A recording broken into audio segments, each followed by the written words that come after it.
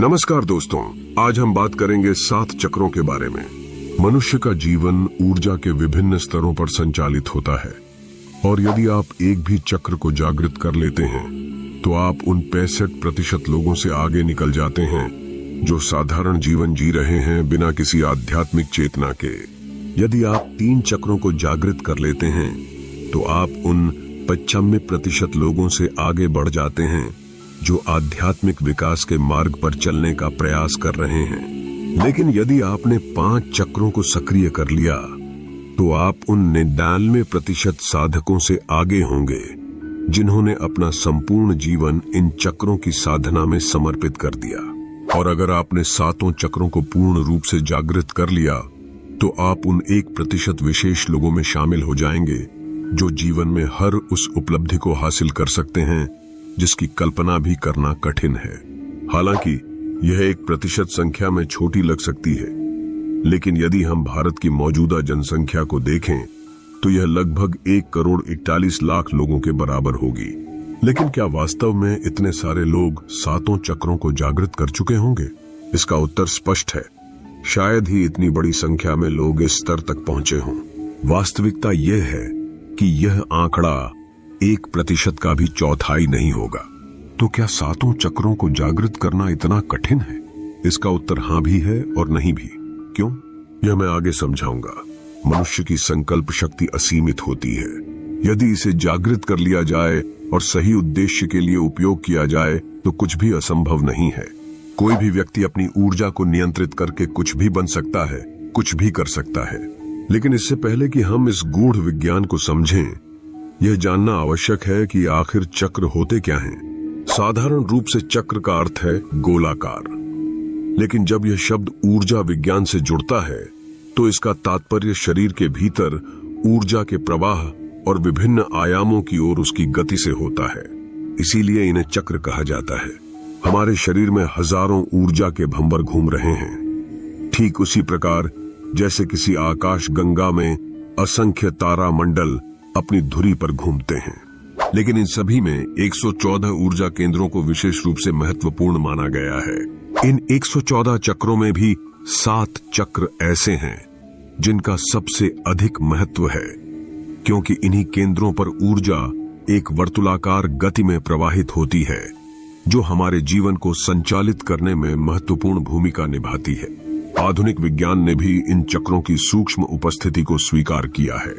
भारतीय पारंपरिक औषधि विज्ञान के अनुसार ये चक्र शरीर में सुप्त अवस्था में होते हैं, लेकिन यदि इन्हें सही विधि से जागृत किया जाए तो यह ऊर्जा केंद्र असाधारण शक्तियों का स्रोत बन सकते हैं। इन्हें अंग्रेजी में एनर्जी सिस्टम भी कहा जाता है। शरीर के चक्रों के रहस्यों पर बहुत कुछ बताया जा सकता है, लेकिन अगर वीडियो अधिक लंबी हो गई तो शायद आप उसे पूरा देखने का धैर्य न रख पाएं। इसलिए मैं इसे संक्षेप में प्रस्तुत करने की कोशिश करूंगा। लेकिन एक अनुरोध है, यदि आपके भीतर ज्ञान की थोड़ी भी जिज्ञासा है तो इस वीडियो को बिना स्किप किए अंत तक जरूर देखें, क्योंकि आज मैं आपके सामने शरीर के 7 चक्रों का रहस्य खोलने जा रहा हूं। इस वीडियो को देखने के बाद यदि आप चाहें तो प्रत्येक चक्र को स्वयं जागृत करने का मार्ग भी समझ सकते हैं। अब हम आगे बढ़ते हैं और इस वीडियो में जानेंगे कि मानव शरीर में स्थित 7 चक्रों का हमारे जीवन पर क्या प्रभाव पड़ता है। हम यह भी समझेंगे कि प्रत्येक चक्र को कैसे जागृत किया जा सकता है और 7 चक्रों के बीज मंत्र क्या हैं, जिससे इन्हें सक्रिय करना सरल हो सके। इसके अलावा जब कोई चक्र जागृत होता है तो उससे मिलने वाली शक्तियों की भी चर्चा करेंगे। साथ ही इन चक्रों को जागृत करने के दौरान किन सावधानियों का पालन करना आवश्यक है, यह भी विस्तार से बताया जाएगा। यह मानव शरीर अनंत रहस्यों से भरा हुआ है, जिनका वर्णन हमारे प्राचीन वेदों और शास्त्रों में मिलता है।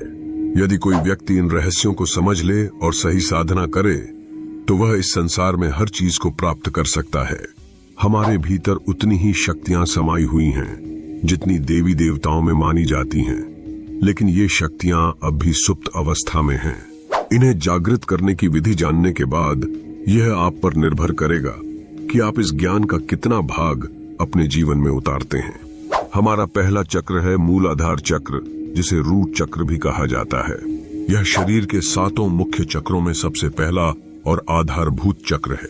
इसका संबंध सुरक्षा, स्थिरता और भौतिक आवश्यकताओं से होता है। मूलाधार चक्र का स्थान व्यक्ति के गुदा और लिंग के बीच में स्थित होता है और इसे 4 पंखुड़ियों वाला आधार चक्र कहा जाता है। अधिकतर लोगों की चेतना इसी चक्र तक सीमित रह जाती है और वे अपना संपूर्ण जीवन इसी स्तर पर बिता देते हैं। वे लोग जो केवल भोग, संभोग और निद्रा में ही लिप्त रहते हैं, उनकी ऊर्जा इसी चक्र के आसपास केंद्रित रहती है, जिससे वे आध्यात्मिक रूप से ऊपर उठने में असमर्थ हो जाते हैं। मूलाधार चक्र का बीज मंत्र है लम। यह चक्र हमारे अस्तित्व की जड़ों को मजबूत करता है और सुरक्षा, स्थिरता एवं आत्मविश्वास से जुड़ा होता है। मूलाधार चक्र को जागृत करने के लिए हमें अपने ध्यान को इस चक्र के स्थान पर केंद्रित करना होता है। जब मनुष्य इस बिंदु पर ध्यान केंद्रित करता है तो ऊर्जा इस क्षेत्र में सक्रिय होने लगती है और धीरे धीरे चक्र का जागरण आरंभ हो जाता है।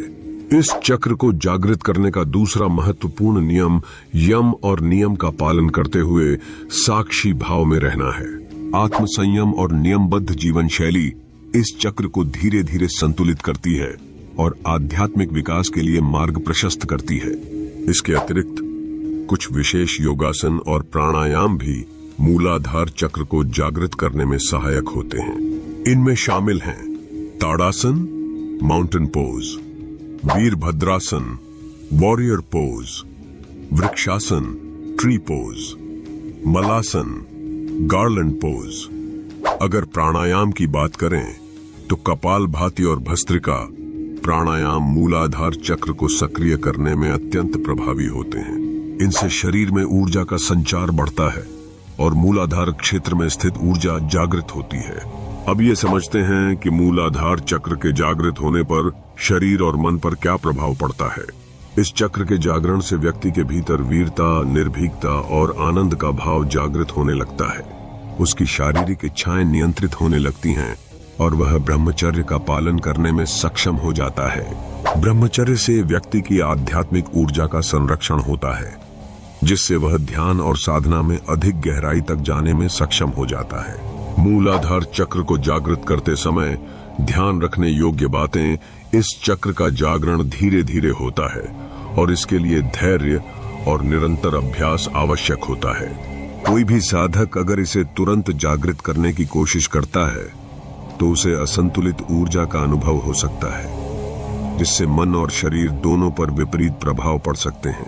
इसलिए इसकी साधना को संयम और निरंतरता के साथ करना चाहिए। मूलाधार चक्र के बाद दूसरा महत्वपूर्ण ऊर्जा केंद्र है स्वादिष्ठान चक्र, जिसे अंग्रेजी में सैक्रल चक्र कहा जाता है। संस्कृत में स्व का अर्थ होता है स्वयं और अधिष्ठान का अर्थ होता है स्थान।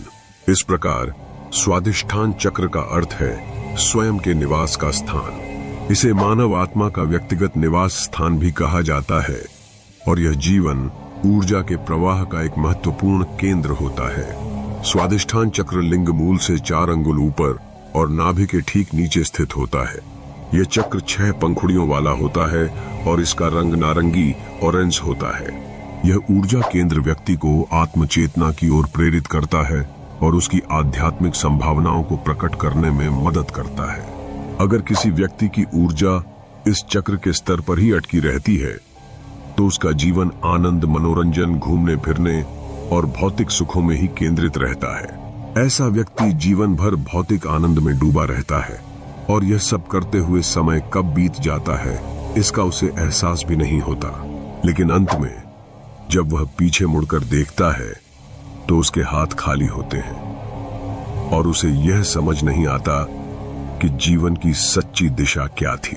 स्वादिष्ठान चक्र का बीज मंत्र है। स्वादिष्ठान चक्र को जागृत करने की विधि मैं आपको एक बार में ही स्पष्ट रूप से बताना चाहूंगा, क्योंकि आध्यात्मिक जीवन में ऊपर उठने के लिए आवश्यक है कि जब भी ध्यान, प्राणायाम या कोई भी आसन किया जाए तो रीढ़ की हड्डी सीधी रखी जाए। आंखें बंद करें और अपनी चेतना को स्वादिष्ठान चक्र पर केंद्रित करें, जो नाभि से लगभग 2 इंच नीचे जननांगों के पास स्थित होता है। इस चक्र को जागृत करने के लिए ध्यान के दौरान एक चमकते हुए नारंगी रंग के प्रकाश की कल्पना करें जो इस ऊर्जा केंद्र को सक्रिय करता है। इस दौरान आप वाम मंत्र का उच्चारण कर सकते हैं जो इस चक्र का बीज मंत्र है। प्रतिदिन कम से कम 15 से 25 मिनट तक इस ध्यान को करें ताकि इस चक्र में प्रवाहित ऊर्जा को महसूस किया जा सके। स्वादिष्ठान चक्र को जागृत करने में कुछ विशिष्ट योगासन और प्राणायाम सहायक होते हैं। इनमें बद्ध कोणासन, जिसे बटरफ्लाई पोज भी कहा जाता है, उत्तानासन यानी फॉरवर्ड बेंड और पश्चिमोत्तानासन यानी सीटेड फॉरवर्ड बेंड प्रमुख हैं। ये आसन शरीर में ऊर्जा के प्रवाह को नियंत्रित करते हैं और स्वादिष्ठान चक्र की ऊर्जा को संतुलित करने में मदद करते हैं। यदि प्राणायाम की बात करें तो अनुलोम विलोम और भ्रामरी प्राणायाम विशेष रूप से उपयोगी माने जाते हैं। इन तकनीकों के माध्यम से सांसों का नियंत्रित प्रवाह चक्र की ऊर्जा को जागृत करने में सहायता करता है। यदि आपके जीवन में मनोरंजन, फिल्में देखने या बाहरी भौतिक सुखों की आदतें गहराई से जमी हुई हैं, तो स्वादिष्ठान चक्र के जागरण में आपको कठिनाइयों का सामना करना पड़ सकता है। नाटक और फिल्में वास्तविक नहीं होती, लेकिन उनसे जुड़ने के कारण व्यक्ति की चेतना धीरे धीरे बेहोशी की अवस्था में चली जाती है। यह एक माया जाल है जिसमें फंसकर व्यक्ति सच्चाई से दूर होता जाता है। एक साधक के लिए यह आवश्यक है कि वह इस संसार को माया और नाटक के रूप में देखे और बाहरी आडंबर से स्वयं को अलग रखते हुए अपनी चेतना को भीतर केंद्रित करे। स्वादिष्ठान चक्र के जागृत होने से व्यक्ति के भीतर छिपे अनेक नकारात्मक गुणों का नाश होता है। क्रूरता, गर्व, आलस्य, प्रमाद, अवज्ञा, अविश्वास और मोह जैसे दुर्गुण धीरे धीरे समाप्त होने लगते हैं। यदि कोई व्यक्ति अपने जीवन से इन 7 दुर्गुणों को समाप्त कर ले तो उसके लिए सिद्धियों के द्वार खुलने लगते हैं। सिद्धियां तभी प्राप्त होती हैं जब व्यक्ति अपने भीतर की सभी बाधाओं को दूर करता है और अपनी ऊर्जा को सही दिशा में प्रवाहित करता है। हर एक चक्र के ऊपर विस्तार से बताया जा सकता है और यदि गहराई से समझा जाए तो प्रत्येक चक्र पर आधे से 1 घंटे की संपूर्ण वीडियो बनाई जा सकती है। लेकिन मैं आपको यह ज्ञान संक्षेप में और स्पष्ट रूप से देने का प्रयास कर रहा हूं ताकि इसे सरलता से समझा जा सके। इसलिए इस जानकारी को बीच में छोड़े बिना पूरा ध्यानपूर्वक सुने, क्योंकि इसमें एक एक शब्द आपके आध्यात्मिक जागरण के मार्ग को सरल बना सकता है। अब हम तीसरे चक्र की ओर बढ़ते हैं। मणिपुर चक्र, जिसे सोलर प्लेक्सस चक्र या नाभि चक्र भी कहा जाता है, यह नाभि के पीछे स्थित होता है। संस्कृत में मणिपुर का अर्थ होता है रत्नों का नगर या मणियों की आभा, जो यह दर्शाता है कि यह चक्र व्यक्ति के भीतर छिपी असीमित शक्तियों और संभावनाओं का प्रतिनिधित्व करता है। इस चक्र का तत्व अग्नि है, जो प्रकाश, गर्मी और परिवर्तन का प्रतीक है। मणिपुर चक्र 10 पंखुड़ियों वाले कमल के रूप में कल्पित किया जाता है और यह आत्मबल, इच्छा शक्ति और कर्मठता का केंद्र माना जाता है। जिनकी ऊर्जा इस चक्र में केंद्रित होती है वे निरंतर कर्म करने की धुन में रहते हैं और उन्हें कर्मयोगी कहा जाता है। इस चक्र का बीज मंत्र रम है। इसे जागृत करने के लिए नाभिक क्षेत्र पर ध्यान केंद्रित करना आवश्यक होता है। ध्यान के दौरान इस क्षेत्र में गर्मी और ऊर्जा का अनुभव करने का प्रयास करें, जिससे इसकी शक्ति सक्रिय हो सके। ध्यान करते समय राम मंत्र का जाप करने से यह चक्र और अधिक प्रभावी रूप से जागृत होता है। मणिपुर चक्र को सक्रिय करने के लिए कुछ विशेष योगासन और प्राणायाम सहायक होते हैं। इनमें शामिल हैं उत्थिता त्रिकोणासन, एक्सटेंडेड ट्रायंगल पोज, धनुरासन, बो पोज। प्राणायाम में उज्जाई प्राणायाम, कपालभाति प्राणायाम। इनका नियमित अभ्यास इस चक्र को जागृत करने में सहायक होता है। जब यह चक्र सक्रिय होता है तो मनुष्य के भीतर से तृष्णा, ईर्ष्या, चुगली, लज्जा, भय, घृणा, मोह आदि नकारात्मक प्रवृत्तियां समाप्त हो जाती हैं। यह चक्र मुख्य रूप से आत्मशक्ति प्रदान करता है और सिद्धियों को प्राप्त करने के लिए आत्मवान होना आवश्यक है। आत्मवान बनने का अर्थ है यह समझना कि आप केवल शरीर नहीं बल्कि एक दिव्य आत्मा हैं। जब व्यक्ति इस सत्य को अनुभव करने लगता है तो उसमें आत्मबल, आत्मशक्ति और आत्मसम्मान स्वतः ही विकसित हो जाते हैं। एक बार जब यह जागरूकता स्थापित हो जाती है तो जीवन में कोई भी लक्ष्य असंभव नहीं रह जाता। अब हम चौथे चक्र की ओर बढ़ते हैं, जो अनाहत चक्र है। इसे हृदय चक्र भी कहा जाता है क्योंकि यह हृदय क्षेत्र में यानी छाती के बीचों बीच स्तनों के ठीक मध्य में स्थित होता है। यह चक्र प्रेम, करुणा, दया और आत्म साक्षात्कार का केंद्र माना जाता है। अनाहत चक्र का प्रतीक 12 पंखुड़ियों वाला हरा कमल है, जिसकी प्रत्येक पंखुड़ी मानव भावनाओं का प्रतिनिधित्व करती है। इस चक्र के भीतर 2 त्रिकोण होते हैं, एक ऊपर की ओर और एक नीचे की ओर, जो पृथ्वी और आकाश के मिलन का प्रतीक है। यह चक्र व्यक्ति के भीतर दिव्य प्रेम और आध्यात्मिक उत्थान की भावना को जागृत करता है। अनाहत चक्र का बीज मंत्र यम है। इसे जागृत करने के लिए हृदय पर ध्यान केंद्रित करना आवश्यक होता है। विशेष रूप से रात्रि में सोने से पहले इस चक्र पर ध्यान लगाने से इसकी ऊर्जा धीरे धीरे सक्रिय होने लगती है। जब यह चक्र जागृत होता है तो सुषुम्ना नाड़ी इस केंद्र को भेद कर ऊपर की ओर प्रवाहित होने लगती है, जिससे व्यक्ति गहरे आध्यात्मिक अनुभव करने लगता है। अनाहत चक्र को सक्रिय करने के लिए कुछ विशेष योगासन और प्राणायाम उपयोगी होते हैं, जिन्हें अपनाकर इस चक्र की ऊर्जा को जागृत किया जा सकता है। अनाहत चक्र को जागृत करने के लिए कुछ विशेष योगासन और प्राणायामों का नियमित अभ्यास किया जाना चाहिए। इनमें भुजंगासन, उष्ट्रासन, धनुरासन और गोमुखासन प्रमुख हैं। इन आसनों के माध्यम से शरीर में ऊर्जा का प्रवाह सुचारू होता है और हृदय क्षेत्र की ऊर्जा सक्रिय होती है। प्राणायाम की बात करें तो उज्जाई प्राणायाम, अनुलोम विलोम और भस्त्रिका प्राणायाम का नियमित अभ्यास अनाहत चक्र को जागृत करने में सहायक होता है। जब ध्यान के दौरान यम बीज मंत्र का जाप किया जाता है तो इस चक्र की ऊर्जा सक्रिय होने लगती है और व्यक्ति प्रेम, करुणा और संवेदनशीलता से भर जाता है। इस चक्र के जागृत होने से व्यक्ति के भीतर से छल, कपट, हिंसा, कुतर्क, चिंता, मोह, दंभ, अविवेक और अहंकार समाप्त होने लगते हैं। यह चक्र व्यक्ति के भीतर प्रेम और संवेदना को जागृत करता है और उसे भीतर से शांत और संतुलित बनाता है। जब अनाहत चक्र सक्रिय होता है तो व्यक्ति के भीतर ज्ञान स्वयं प्रकट होने लगता है, जिससे वह अत्यंत आत्मविश्वासी, सुरक्षित और चारित्रिक रूप से जिम्मेदार बन जाता है। भावनात्मक रूप से वह अधिक संतुलित और निष्पक्ष हो जाता है। ऐसा व्यक्ति स्वार्थ रहित मानवता प्रेमी होता है और उसके भीतर दया, करुणा और दूसरों की सहायता करने की स्वाभाविक प्रवृत्ति विकसित हो जाती है। इस चक्र के जागरण से व्यक्ति सर्वप्रिय बन जाता है और उसकी उपस्थिति मात्र से ही सकारात्मक ऊर्जा का संचार होने लगता है। अब तक हमने चक्रों की जागृति से होने वाले प्रभावों को समझा, लेकिन इस वीडियो को अंत तक ध्यान से देखें, क्योंकि अंत में मैं इन सभी चक्रों का सार प्रस्तुत करूंगा और कुछ महत्वपूर्ण सावधानियां भी बताऊंगा, जिन्हें ध्यान में रखते हुए चक्रों को जागृत करने का प्रयास करना चाहिए। अब हम अगले चक्र की ओर बढ़ते हैं, जो है विशुद्ध चक्र। विशुद्ध चक्र शरीर में गर्दन के आधार पर स्थित होता है, इसलिए इसे कंठ चक्र भी कहा जाता है।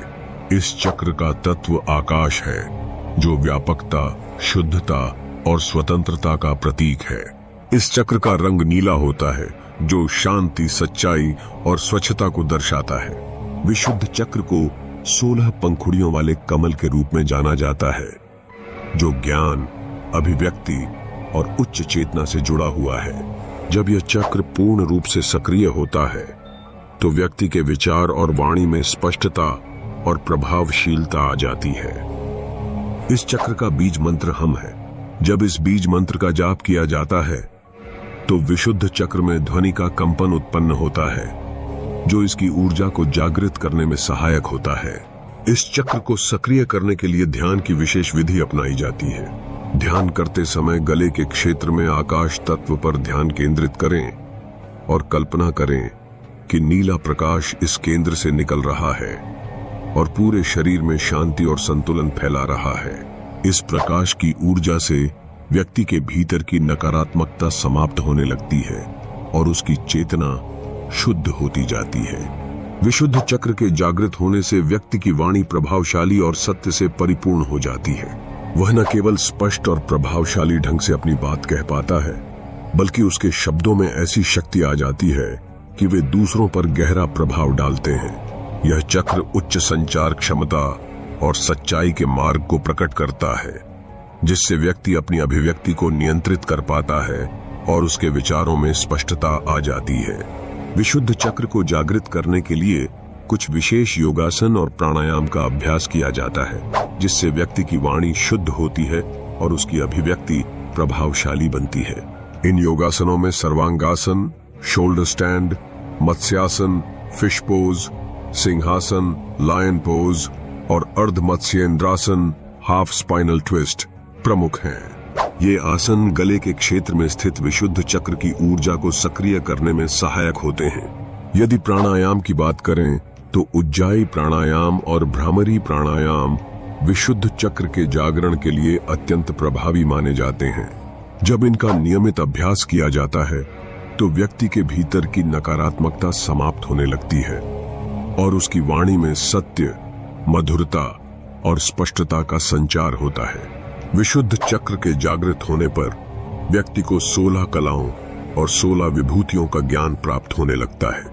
यह चक्र इतना शक्तिशाली होता है कि इसके जागरण से व्यक्ति अपनी भूख और प्यास को नियंत्रित कर सकता है और मौसम के प्रभाव से स्वयं को प्रभावित होने से बचा सकता है।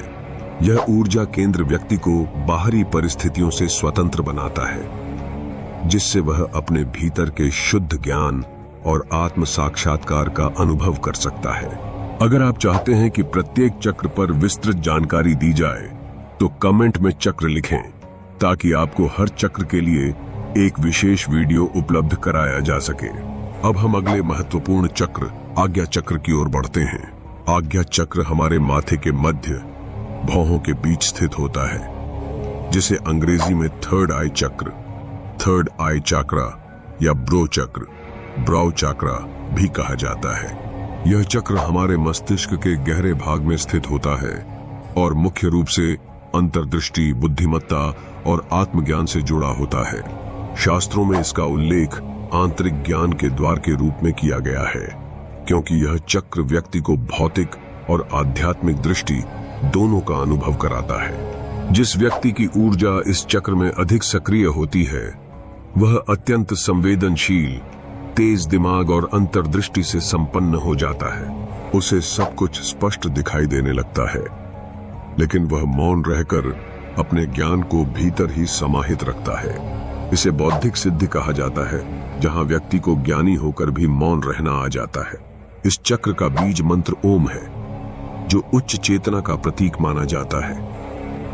आज्ञा चक्र को जागृत करने के लिए ध्यान, प्राणायाम और बीज मंत्र का नियमित अभ्यास अत्यंत आवश्यक होता है। इस चक्र को सक्रिय करने के लिए भौहों के बीच ध्यान केंद्रित करना चाहिए। ध्यान की इस विधि को त्राटक ध्यान कहा जाता है, जिसमें व्यक्ति अपनी दृष्टि को एक बिंदु पर स्थिर करता है और साक्षी भाव में रहता है। इस ध्यान का निरंतर अभ्यास करने से आज्ञा चक्र धीरे धीरे जागृत होने लगता है, जिससे व्यक्ति के भीतर आध्यात्मिक ज्ञान, अंतर्ज्ञान और मानसिक स्पष्टता विकसित होती है। जब यह चक्र पूरी तरह सक्रिय हो जाता है तो व्यक्ति को भूत, भविष्य और वर्तमान के बारे में स्पष्ट दृष्टि प्राप्त हो सकती है। आज्ञा चक्र को जागृत करने में नाड़ी शोधन प्राणायाम, भ्रामरी प्राणायाम और अनुलोम विलोम प्राणायाम अत्यंत सहायक होते हैं। विशेष रूप से नाड़ी शोधन प्राणायाम का अभ्यास करने से शरीर की नाड़ियां शुद्ध होती हैं, जिससे इस चक्र की ऊर्जा प्रवाहित होने लगती है और मानसिक स्पष्टता विकसित होती है। आज्ञा चक्र का बीज मंत्र ओम है, और जब ध्यान के दौरान इस मंत्र का गहरे श्वास प्रश्वास के साथ जाप किया जाता है तो यह व्यक्ति की चेतना को जागृत कर देता है और चक्र की ऊर्जा को सक्रिय कर देता है। इस चक्र को जागृत करने के लिए कुछ विशेष योगासन अत्यंत प्रभावी होते हैं। इनमें बालासन, चाइल्ड पोज, शीर्षासन, हेडस्टैंड और पश्चिमोत्तानासन, सीटेड फॉरवर्ड बेंड मुख्य रूप से शामिल हैं। इन आसनों का नियमित अभ्यास करने से आज्ञा चक्र की ऊर्जा संतुलित होती है और व्यक्ति की आध्यात्मिक क्षमता बढ़ती है। इस चक्र के जागृत होने से व्यक्ति के भीतर असीमित शक्तियां और सिद्धियां विकसित होती हैं। यह वह चक्र है जहां से व्यक्ति सिद्ध पुरुष बनता है और उसे वाक सिद्धि प्राप्त हो जाती है। अर्थात जो वह कहेगा वही सत्य होगा। यह सभी शक्तियां स्वयं व्यक्ति की नहीं होती, बल्कि उसके द्वारा किए गए साधना और तपस्या का प्रभाव होती हैं। अब हम 7वें और अंतिम चक्र सहस्रार चक्र की ओर बढ़ते हैं। यह चक्र मस्तिष्क के मध्य भाग में स्थित होता है, यानी ठीक वहीं जहां बच्चे के सिर का शीर्ष भाग कोमल होता है। यदि कोई व्यक्ति यम, नियम, आसन, प्राणायाम और ध्यान के मार्ग पर चलते हुए इस चक्र तक पहुंच जाता है तो वह आनंदमय शरीर में स्थित हो जाता है। ऐसे व्यक्ति को फिर संसार, संन्यास या सिद्धियों से कोई मतलब नहीं रहता, क्योंकि वह उच्चतम चेतना से जुड़ जाता है। सहस्रार चक्र का बीज मंत्र ओम है। यह ध्यान देने योग्य बात है कि आज्ञा चक्र और सहस्रार चक्र दोनों का बीज मंत्र ओम है, लेकिन इनका प्रभाव भिन्न है। जहां आज्ञा चक्र व्यक्ति को अंतर्ज्ञान और मानसिक स्पष्टता प्रदान करता है, वहीं सहस्रार चक्र आत्मज्ञान और ब्रह्मांडीय चेतना से संबंध का केंद्र होता है। यह चक्र समस्त ऊर्जा केंद्रों का अंतिम द्वार है, जो व्यक्ति को उसके परम वास्तविक स्वरूप से जोड़ता है। इस चक्र को जागृत करने के लिए कोई सीधी साधना नहीं होती, बल्कि ये मूलाधार से शुरू होकर क्रमशः सभी चक्रों को जागृत करने के बाद ही पूर्ण रूप से सक्रिय होता है। ध्यान और साधना के माध्यम से जब व्यक्ति अपनी चेतना को निरंतर ऊर्जावान बनाए रखता है, तो सहस्रार चक्र अपने आप खुलने लगता है और व्यक्ति परमहंस के पद को प्राप्त कर लेता है। इसका अर्थ है कि वह अब केवल एक शरीर नहीं, बल्कि शुद्ध चेतना और अनंत ज्ञान का स्रोत बन चुका होता है। सहस्रार चक्र का बीज मंत्र ओम है और इस मंत्र का जाप इस चक्र को जागृत करने में अत्यंत सहायक होता है। जब इस मंत्र का नियमित रूप से उच्चारण किया जाता है, तो यह उच्चतम चेतना से जोड़ने में मदद करता है और व्यक्ति के भीतर आध्यात्मिक ऊर्जा का संचार होने लगता है। सहस्रार चक्र को जागृत करने के लिए कुछ विशेष योगासन और प्राणायाम का अभ्यास किया जाता है। इनमें शीर्षासन, हेडस्टैंड, पद्मासन, लोटस पोज और शवासन, कॉर्प्स पोज प्रमुख आसन हैं, जो इस चक्र की ऊर्जा को संतुलित और सक्रिय करने में सहायता करते हैं। प्राणायाम की दृष्टि से भ्रामरी प्राणायाम, नाड़ी शोधन प्राणायाम और उज्जाई प्राणायाम इस चक्र को जागृत करने में अत्यंत प्रभावी माने जाते हैं। इसके अलावा ध्यान, मेडिटेशन ही वह सबसे शक्तिशाली साधन है जिसके माध्यम से सहस्रार चक्र को पूर्ण रूप से सक्रिय किया जा सकता है। जब व्यक्ति ध्यान के उच्चतम स्तर तक पहुंच जाता है, तो उसकी चेतना इस चक्र के माध्यम से ब्रह्मांडीय ऊर्जा से जुड़ने लगती है। सहस्रार चक्र के जागृत होने से शरीर और मन पर गहरा प्रभाव पड़ता है। इस चक्र के स्थान पर अत्यंत महत्वपूर्ण विद्युत, चुंबकीय और जैविक ऊर्जा केंद्रित होती है, जो व्यक्ति को सर्वोच्च ज्ञान तक पहुंचाने का माध्यम बनती है। यही चक्र मोक्ष का द्वार है। इसके जागरण के बाद व्यक्ति को अल्टीमेट नॉलेज, आत्म साक्षात्कार, ब्रह्मांडीय ऊर्जा से संबंध, भौतिक और आध्यात्मिक उत्थान, शांति, आनंद और परम सुख की अनुभूति होती है। यह चक्र व्यक्ति को संसार के बंधनों से मुक्त कर देता है और वह स्वयं को एक अनंत चेतना के रूप में अनुभव करने लगता है। हालांकि सहस्रार चक्र के जागरण के दौरान कुछ महत्वपूर्ण सावधानियों का ध्यान रखना अत्यंत आवश्यक है। पहली बात, इस चक्र को जागृत करने से पहले बाकी चक्रों को संतुलन में रखना आवश्यक होता है। यदि निचले चक्र असंतुलित हैं, तो सहस्रार चक्र का जागरण कठिनाइयों से भरा हो सकता है। दूसरी बात, चक्र जागरण की प्रक्रिया में धीरे धीरे एक एक चक्र की ऊर्जा को संतुलित रखते हुए ही अगले चक्र की ओर बढ़ना चाहिए। अचानक ऊपरी चक्रों को सक्रिय करने का प्रयास मानसिक और शारीरिक रूप से हानिकारक हो सकता है। तीसरी बात, सात्विक आहार अपनाना आवश्यक होता है। खट्टा, मीठा, तीखा, नॉनवेज, मांसाहार, शराब, तंबाकू आदि का पूरी तरह से त्याग करना चाहिए। सात्विक भोजन एक प्रकार का तप है जो चक्रों को जागृत करने में सहायक होता है। चौथी बात, ब्रह्मचर्य का पालन करना अत्यंत महत्वपूर्ण है। अधिक क्रोध, लोभ और अहंकार को नियंत्रित करना आवश्यक है। हालांकि जब चक्र स्वयं जागृत होते हैं, तो ये सभी दोष स्वतः ही समाप्त होने लगते हैं, लेकिन शुरुआत में इन पर विशेष ध्यान देना आवश्यक होता है। पांचवी और सबसे महत्वपूर्ण बात, यह पूरी प्रक्रिया एक अनुभवी गुरु के मार्गदर्शन में ही करनी चाहिए। बिना गुरु के मार्गदर्शन के चक्रों को जागृत करने का प्रयास न करें, क्योंकि यह कुंडलिनी जागरण से भी जुड़ा होता है और इसमें किसी भी प्रकार की गलती मानसिक और शारीरिक समस्याएं उत्पन्न कर सकती है। एक अनुभवी गुरु न केवल मार्गदर्शन करता है, बल्कि किसी भी कठिनाई में साधक की सहायता भी करता है। यदि ध्यान करने में कठिनाई हो रही है, तो यह जानने के लिए आप हमारी अन्य वीडियो देख सकते हैं। ध्यान कैसे करें और ध्यान क्यों नहीं लगता, यह समझने के लिए हमारे विशेष वीडियो जरूर देखें। यदि आप आध्यात्मिक जागरण और चक्रों की गहराई को समझना चाहते हैं, तो नियमित ध्यान और साधना को अपनाएं। अगर यह जानकारी उपयोगी लगी तो अभी सब्सक्राइब करें और बेल आइकन दबाएं, ताकि हर नई वीडियो की सूचना सबसे पहले मिले। चैनल को सब्सक्राइब करें और इस ज्ञान को दूसरों तक पहुंचाने में हमारी मदद करें। जल्द मिलते हैं नई वीडियो में। तब तक साधना करें और अपनी चेतना को जागृत करें। धन्यवाद।